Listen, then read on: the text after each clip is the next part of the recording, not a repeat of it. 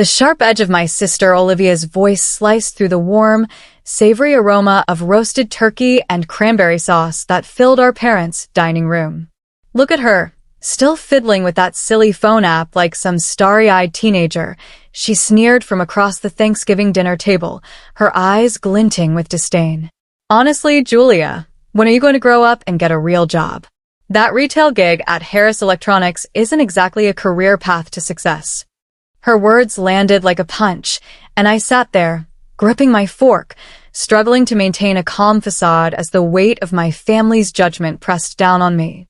It was Thanksgiving evening at my parents' cozy home in Albuquerque, New Mexico. The table was crowded with just 5 of us: me, Olivia, our parents, and my cousin Nina. The clinking of silverware and the faint hum of holiday chatter filled the air, but all I could feel was the suffocating disapproval radiating from my family. My name is Julia Lee, and at 25 years old, I've been working at Harris Electronics for the past 3 years. To the outside world, especially my family, it's just a dead-end retail job, a means to pay the bills. What they don't know is that I've been pouring my heart and soul into developing an AI-powered inventory management system in my spare time.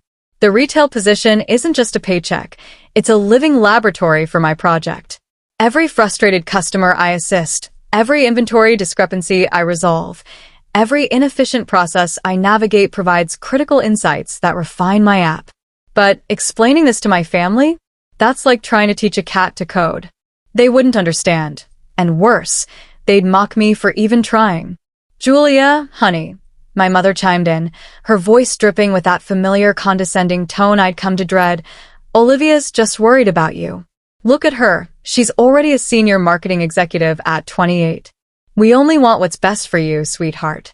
I glanced down at my phone, fighting to suppress a smile as I reread the latest email from Apple's development team. They were impressed with my prototype and had requested a final meeting to discuss its potential. But I kept my lips sealed. I'd learned long ago that sharing my ambitions with my family only invited ridicule. Olivia, oblivious to my inner triumph, reached for another warm, buttery dinner roll and laughed. She's probably just playing one of those mindless mobile games again, she said, her voice laced with mockery. Remember when she said she was learning to code last year? As if someone who barely scraped through high school math could build anything worthwhile. My father nodded in agreement, his fork pausing midair. Technology is a young man's game, Julia, he said, his tone patronizing yet firm. Why don't you let Olivia help you land a proper marketing position? Something stable. I took a slow, deliberate breath, slipped my phone into my pocket, and forced a tight smile. You're right, I said, the words tasting bitter on my tongue. I'm probably just wasting my time. The lie stung, but I reminded myself that tomorrow would change everything. At 9 a.m. sharp, I'd be sitting across from Apple's executives, presenting the app that could revolutionize inventory management. My cousin Nina, seated across the table, caught my eye and offered a subtle wink. She was the only one who knew the truth about my project, and her quiet support was a lifeline in that moment. As my family continued their Thanksgiving feast, laughing and chatting as if they hadn't just trampled my dreams, I felt the familiar ache in my chest. This wasn't the first time they'd dismissed my ambitions. Growing up in Albuquerque, I was always the odd one out. While Olivia thrived in social settings, charming everyone with her charisma and bringing home flawless report cards, I was the quiet one, holed up in my bedroom, captivated by the world of computers and technology. My father called it hiding, but I was learning, teaching myself to code through online tutorials, wrestling with bugs in the dim glow of my laptop late into the night. Those countless hours shaped me, even if my family never saw it. Remember when Julia tried to build that website for Mom's Book Club? Olivia's voice cut through my reverie, sharp and mocking. What a complete disaster that was. What they didn't know was that disaster had been my first real coding project. Sure, the website was clunky and the design was far from perfect, but it taught me invaluable lessons about user interfaces and database management, skills I later poured into my app. At least she's reliable at the store, my father offered, as if punctuality was the highest praise I could aspire to. Her manager says she's always on time. If only they knew that my manager, Alice, was one of my app's earliest champions. She'd seen firsthand how my system could track inventory in real time, predict sales trends, and streamline customer service processes. "You're solving real problems here, Julia," she told me last week, her voice brimming with encouragement. "Don't let anyone tell you otherwise." Under the table, Nina's hand found mine and gave it a gentle squeeze. 3 months ago, when I'd shown her my prototype, she'd immediately grasped its potential. "They'll see eventually," she whispered, her voice low enough to evade the other's ears. "Just keep going." My mother began clearing the plates, and I automatically rose to help, eager to escape the table's scrutiny. "Olivia, tell us more about your new promotion," my mother said, her face glowing with pride. "Your father and I were just bragging to the neighbors about it yesterday." As I carried a stack of dishes to the kitchen, I thought of the countless nights I'd spent working on my app after grueling retail shifts, fueled by coffee and sheer determination. The neighbors might hear about Olivia's latest corporate triumph, but tomorrow, they'd read about my success in the morning news. My phone buzzed again, another email from Apple's team, confirming tomorrow's meeting. A small smile tugged at my lips as I rinsed the dishes. Let my family think I was just a retail worker chasing unrealistic dreams. By this time tomorrow, their assumptions would be shattered. After dinner, I retreated to my old bedroom, craving a moment of solitude. The room was a time capsule, unchanged from my teenage years. My ancient desktop computer still sat on the desk where I'd written my first lines of code, clumsy but determined. From downstairs, the muffled sound of my family's laughter drifted up, punctuated by the occasional mention of my name, always with a hint of pity or amusement.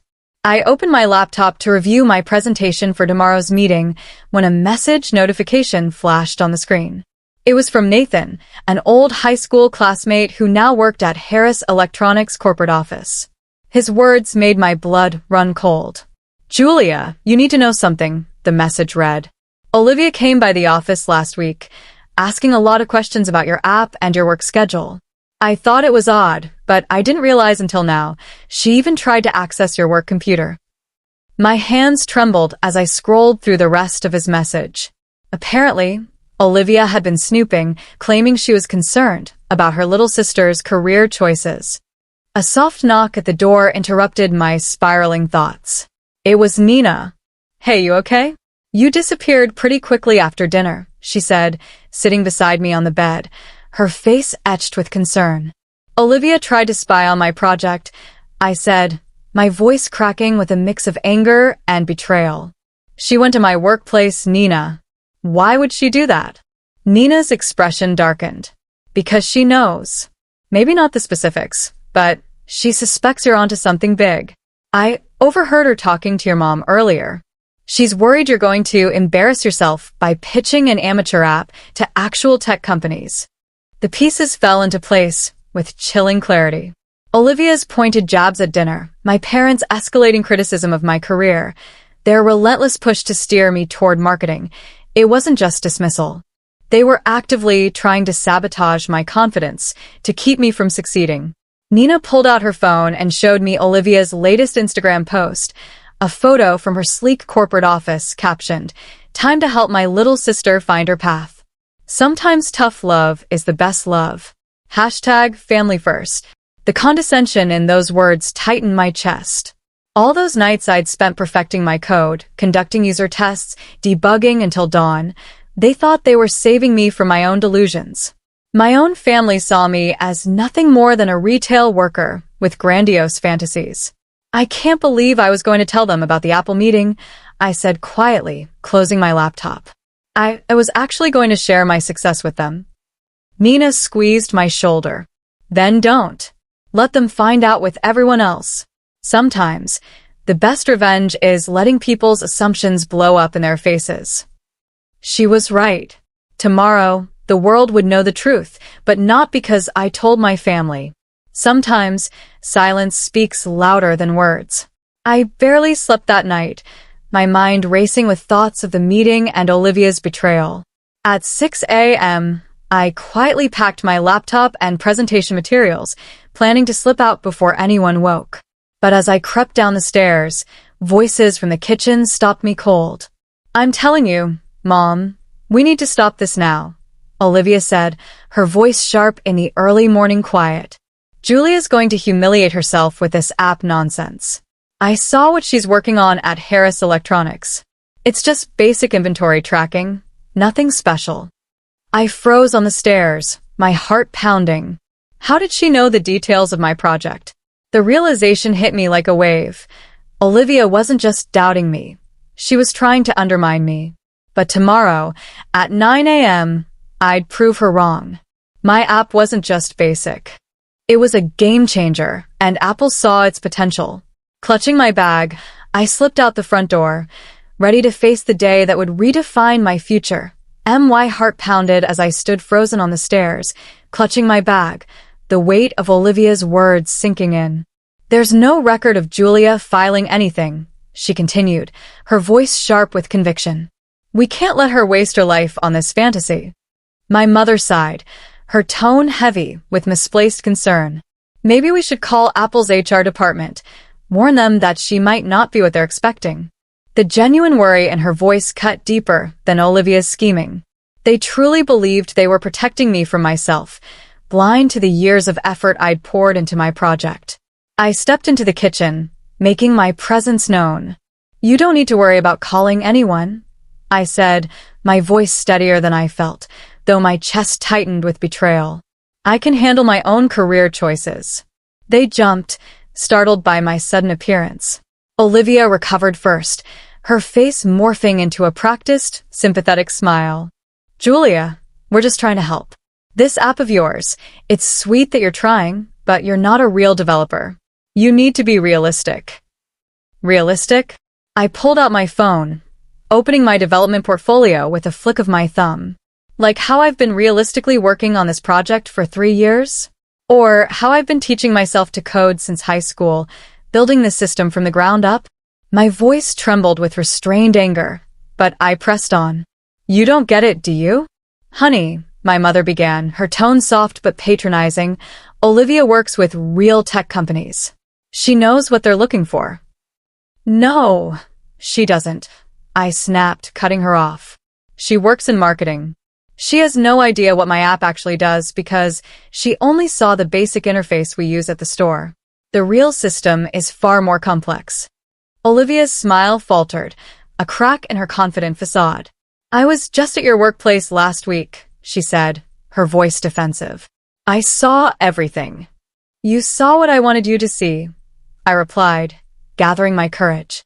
"The store version is just a fraction of the full system. But you wouldn't understand that, would you?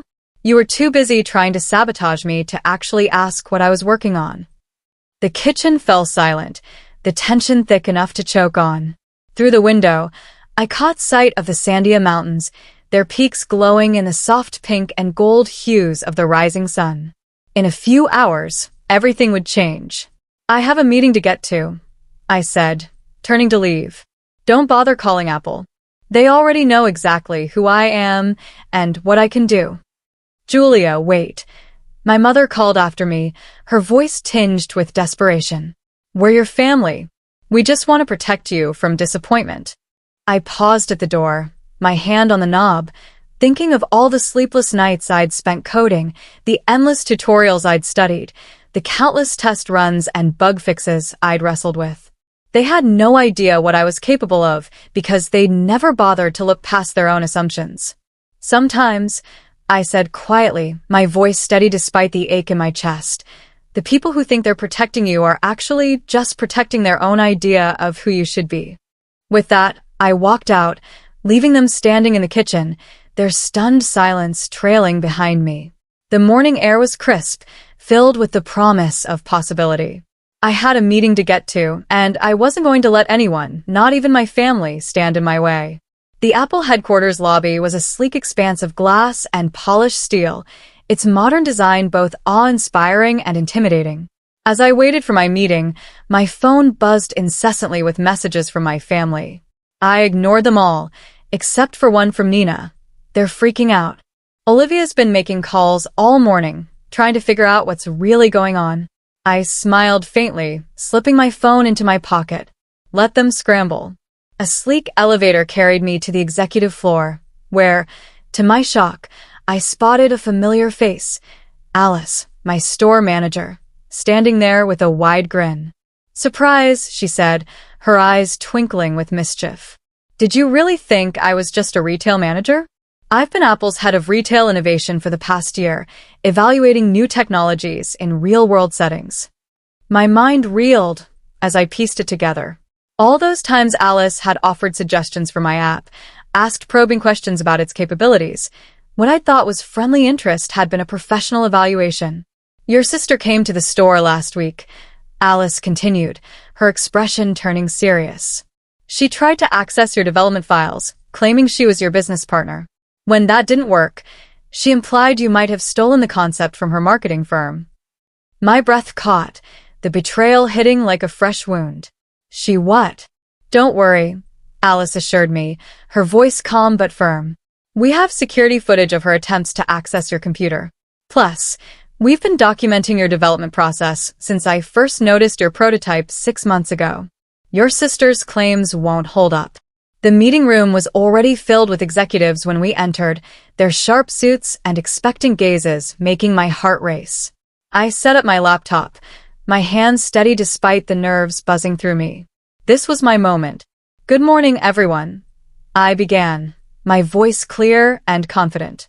"For the past 3 years, I've been developing an AI-powered inventory system that doesn't just track products. It predicts customer behavior, streamlines supply chains, and adapts to real-time market changes." As I demonstrated the system, showcasing its ability to forecast inventory needs based on weather patterns, local events, and social media trends, I saw their eyes light up with interest. This was unlike anything currently on the market. "This is impressive," the chief technology officer said, leaning forward. "But why test it in a small electronics store?" I smiled, ready for the question. "Because retail is where the real problems are. Working on the sales floor showed me what customers and employees actually need, not what executives assume they need."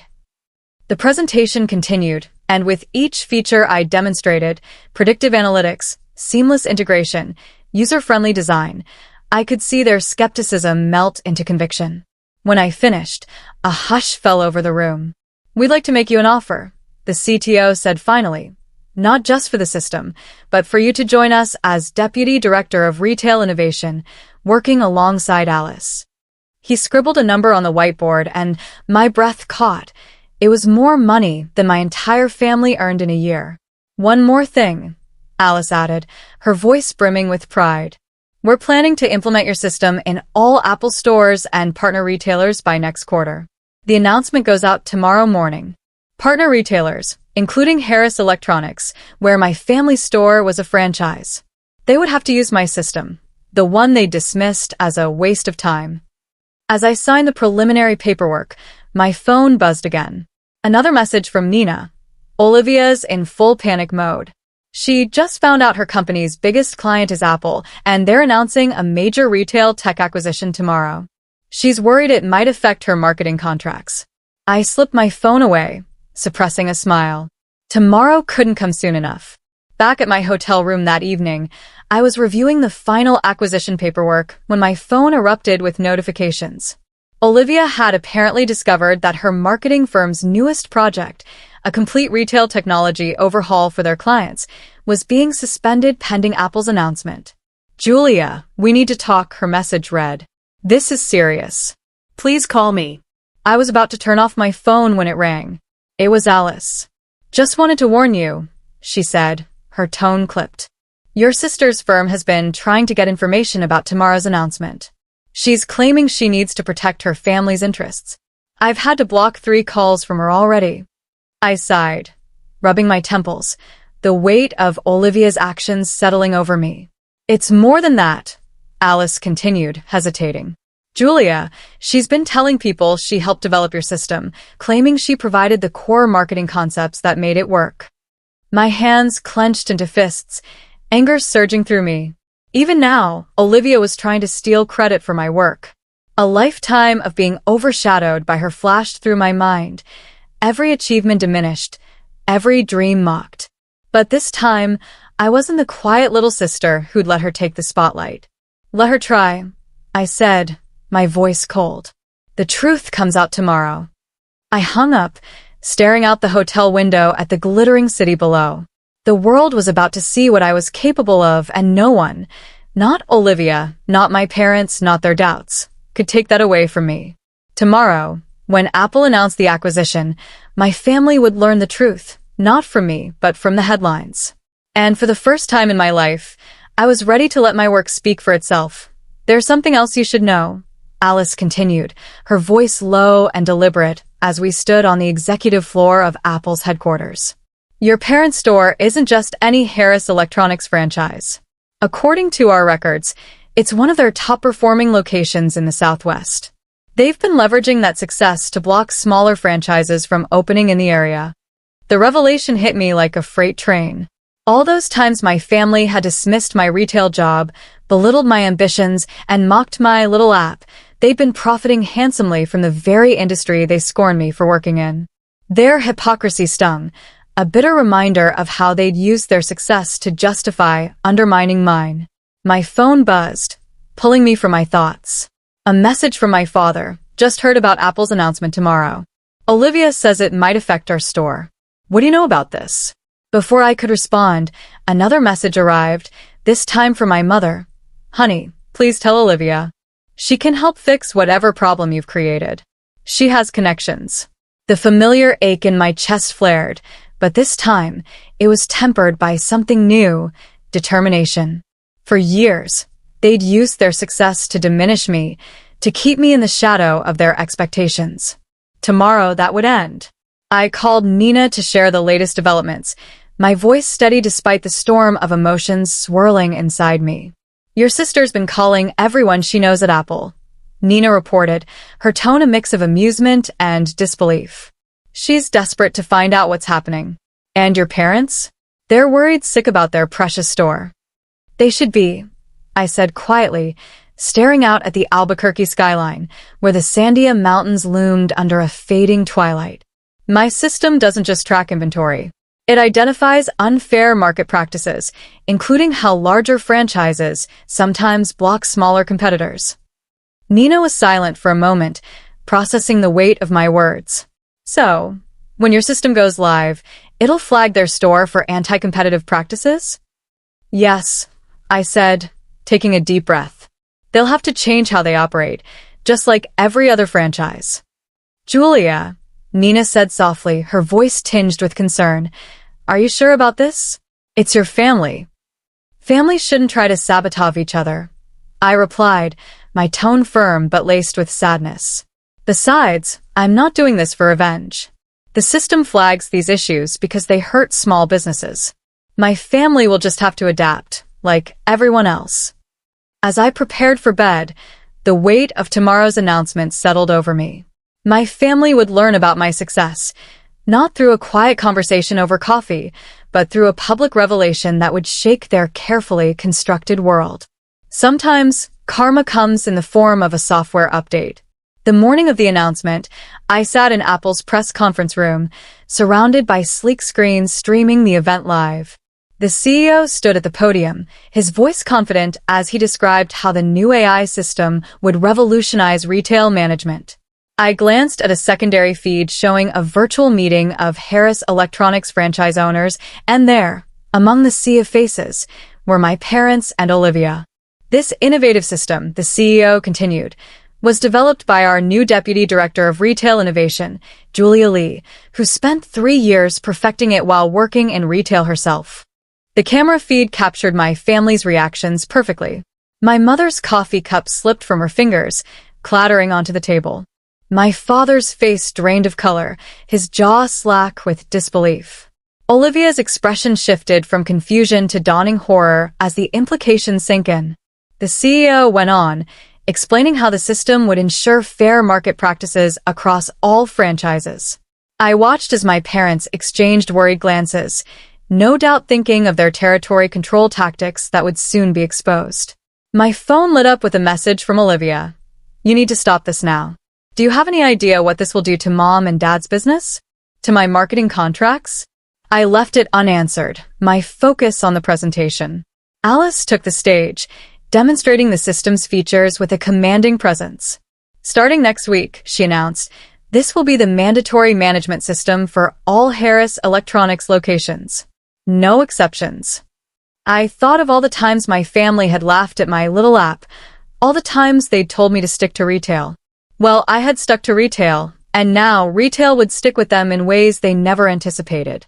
Their store, their pride and joy, would be forced to adopt the very system they dismissed as a fantasy. In the days following the announcement, my family's carefully constructed world began to unravel. Their Harris Electronics store was flagged for multiple anti-competitive practices, requiring immediate changes to their operational model. Olivia's marketing firm lost several major contracts as clients shifted to agencies with expertise in the new retail management system. I received a lengthy email from my mother, a jumbled mix of guilt for dismissing my abilities, fear for their business's future, and a desperate plea for help. My father called twice, his voicemails shifting from angry accusations. How could you do this to us? To humble apologies. We didn't know, Julia. Please, let's talk. Olivia, predictably, took a different approach. She showed up at Apple's offices, claiming she had critical insights about the system's development. Security footage later showed her being politely but firmly escorted out after Alice presented the documented evidence of her earlier attempts to sabotage my work. The truth was undeniable, and Olivia's credibility was crumbling. Nina visited me in my new office, a sleek space with a stunning view of downtown Albuquerque and the Sandia Mountains in the distance. How does it feel? She asked, gesturing to the nameplate on my desk. Julia Lee, Deputy Director of Retail Innovation. Surreal, I admitted, running my fingers over the engraved letters. But right. My phone buzzed with another message from my parents, asking if we could meet to discuss helping them transition to the new system. I placed the phone face down on my desk, my gaze drifting to the mountains. I wasn't ready to respond, not yet. For years, my family had underestimated me, mocked my dreams, and tried to steer me into a box of their making. Now, the world knew what I was capable of, and their empire was being reshaped by the very system they'd scorned. Sometimes, the best revenge isn't about getting even. It's about moving forward, building something extraordinary, and letting others face the consequences of their own assumptions. As I turned back to my work, preparing for the next phase of the system's rollout, I felt a quiet strength settle within me. The future was mine to shape, and no one, not even my family, could take that away. Please feel free to comment below if you liked this. Remember to like and subscribe for more.